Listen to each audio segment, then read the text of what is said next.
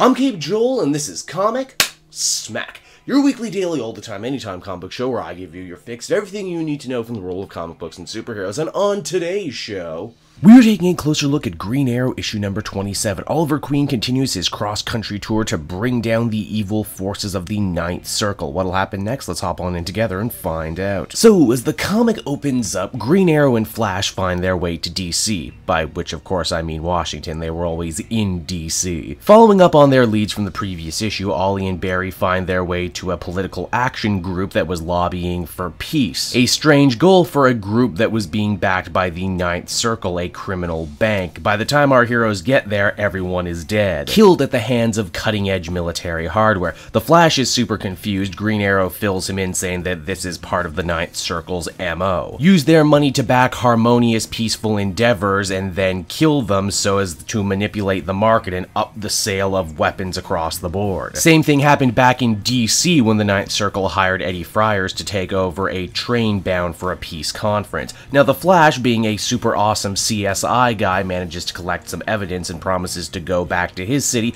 riddle the whole thing out, and then phone ahead to Ollie with what he's got. This means GA is giving the admittedly pretty difficult for him task of keeping a low profile in the nation's capital, especially as his own company, Queen Industries, under the evil Broderick, is helping out with an arms expo. One that ends in complete tragedy as one of the totally not War Machine looking suits seemingly malfunctions and kills a general right in front of an important congresswoman. This was yet again another bold, brazen, false flag operation pulled off by the Ninth Circle to hopefully build more interest in the weapons that they're hawking. Green Arrow very brutally and very publicly manages to catch up with the pilot of this suit, but before he can extract any information from him, Wonder Woman steps on in. Again, a major focus of this hard-traveling hero's arc is how members of the Justice League don't exactly see eye to eye to Green Arrow, which would explain why he hasn't been a member of the team in a long while. For Wonder Woman, she thought he was a bit of a loudmouth, a little brazen and prone to moralizing, which is hilarious in Ollie's mind, who says that Wonder Woman and Superman are the poster child for moralizing and speechifying. The two were able to put their differences aside long enough to deal with the mech suit pilot. Wonder Woman still isn't totally sure if she should trust Green Arrow, especially as he's kinda sorta of escaping a murder rap right now,